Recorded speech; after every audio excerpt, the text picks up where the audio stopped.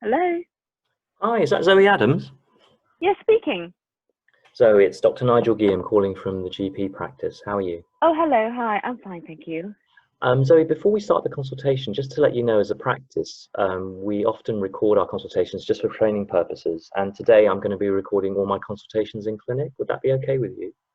Yeah, that's okay. Thank you. So Zoe, can I just confirm your date of birth before we kick off? Sure, it's 19th of February, 1954. Thank you so much. What can I do for you today? Doctor, I've been having some bloating. I think my IBS has come back.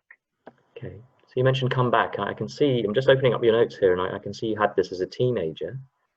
Yeah, I used to suffer from IBS quite a lot when I was much younger. It then went away, and I've been completely fine until about 3 months ago. I started having some tummy aches, some bloating, and it's just not shifting. It's not going anywhere.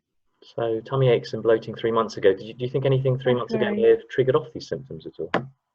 Well, that's the thing. I had the bowel cancer screening procedure at the beginning of the year.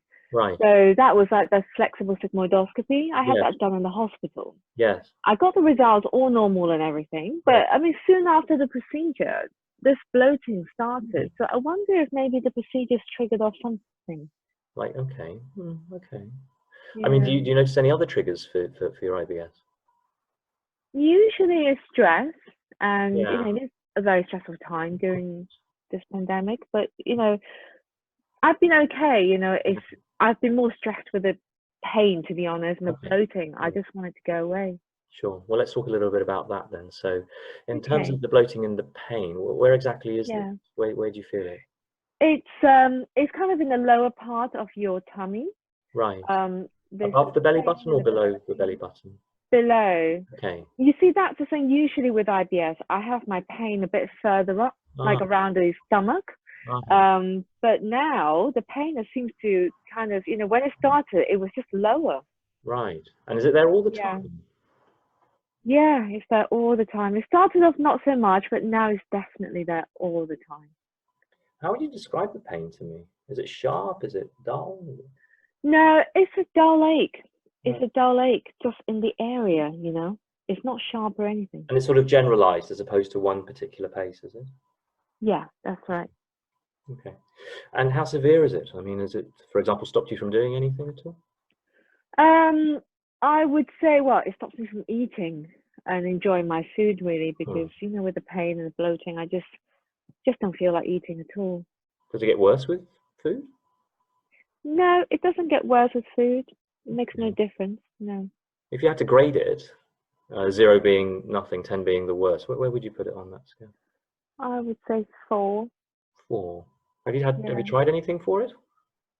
I tried paracetamol. It did help a bit, to be honest, but I don't want to keep taking it. You know, it's been 3 months. I mean, you know, you can't take it forever. Sure. I've also tried the other IBS stuff from over the counter, the copamine tablets. Right. I took like 1 tablet 3 times a day. I mean, usually I respond quite well to those tablets, but this time it's just not shifting. How long have you been on those for? About a week to 10. No difference. Yeah, no difference. What about when you go to the toilet to have a poo? Does that make any difference? No, it doesn't make any difference. Okay, a couple of sensitive questions, but have you noticed any bleeding when you have a poo? No. Okay. Sometimes IBS can present with a change in bowel habit, sometimes constipation, diarrhea. Does that apply to you? No, usually I will pass loose motion with IBS. This time round, my bowels have not changed. You know, it's just been the same. What about passing urine? Any difference there? No, no problem there. Okay. All right. Again, a couple of sensitive questions, but important. Have you noticed any bleeding down below it in terms of sort of vaginal bleeding? No. And your last period, I can see you went through the menopause at about 51. Is that right? Yes. Okay. You mentioned paracetamol. There's no medication from us prescribed. Ever been on HRT before in the past? No. Okay. Have you noticed any discharge down below? No. Okay. Sensitive question, again, important just in the context of this, but are you sexually active at the moment? No. Okay. You mentioned your slight loss of appetite. Have you lost any weight, do you think? I must have, because when I look at myself in the mirror, I do look like I've lost some weight. But do you have any scales at home? Have you? No, I don't have any scales at home. I can't tell you how much, but I'm pretty sure I have. I mean, otherwise I can see you're pretty fit and well. Routine blood pressure check with us 11 months ago. Up to date with your other screening. Yeah. Okay. Sometimes lifestyle factors can sometimes have a part to play in pain. I can see you don't smoke, but in terms of alcohol intake? No, not really, just socially. Maybe a couple of glasses of wine in a weekend. Okay. And has this all stopped you? Are you working at the moment? Has it interfered with work? I am an artist, so I paint from home. Right. But there's not been much work happening, to be honest, since all the lockdown happened. There's just no demand for my business at the moment. So are you coping okay with that? That can obviously be quite stressful, can't it? I'm okay. I'm living off savings and stuff. I'm okay. Yeah, right. just hope it picks up for you. And anyone else at home with you at all? No. I live on my own. Any children? Nope, I'm not married. I've no children. Okay. All right. So thanks for sharing that with me, and I do appreciate that. You thought maybe your IBS had flared up, and certainly bloating and sometimes tummy ache can be symptoms of an IBS flare up. Okay. But I think just given the fact that it's there all the time, and there doesn't seem to be sort of other factors that would necessarily be in keeping with IBS, I'm wondering if the bloating perhaps could be coming from somewhere else, and I think we just need to keep an open mind. Sometimes in the lower gut, around that area, you've got your ovaries, right? And sometimes ovarian problems can mimic the symptoms of IBS. I'm wondering if you'd be open for us to just look into that in a bit more detail for you with a blood test. When you say ovarian problems, what kind of problems? Like a cyst or something? Not so much a cyst, Zoe, and certainly I'm not saying this definitely applies to you at all. Occasionally, an ovarian tumor or cancer can present in this way. Oh, really? Okay, I didn't know that. Right, yeah. So I'm sorry, I didn't mean to shock you, but I'm glad that you've called us up, and I just wonder if it's worth looking into this in a bit more detail before we necessarily say it's definitely IBS. Yeah, well, I mean, nobody in my family got ovary problems or anything like that, but you know.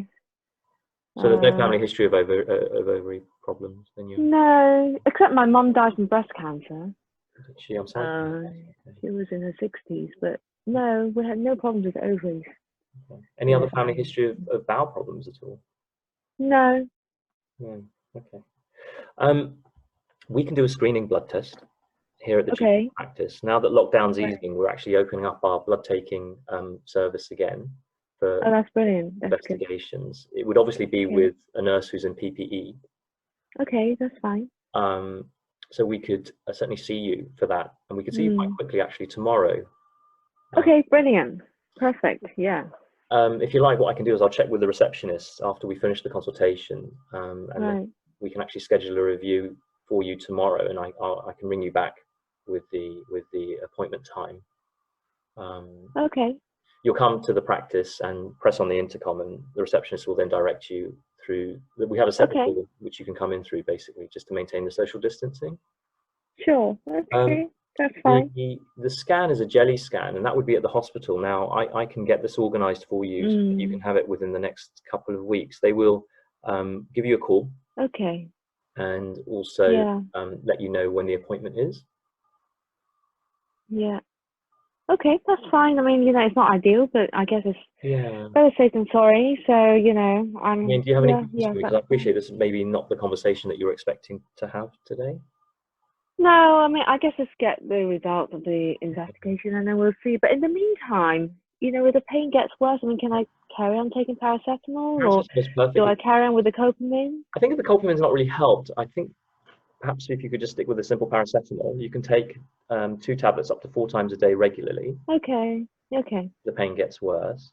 Yeah. I'm hoping, obviously we'll be in a better position to tell you exactly what's going on in a couple of days once we've got the blood. So let's get the blood test done tomorrow. and then Yeah. I'll schedule a routine review with myself when the results are back in 2 days' time, and I'll give you a call again. Okay. Yeah, that sounds perfect. Just continue the paracetamol. If it gets any worse, you just give us a call back. Okay. Perfect. Thank you so much. Take care. Thank you. Bye. Thank you. Bye.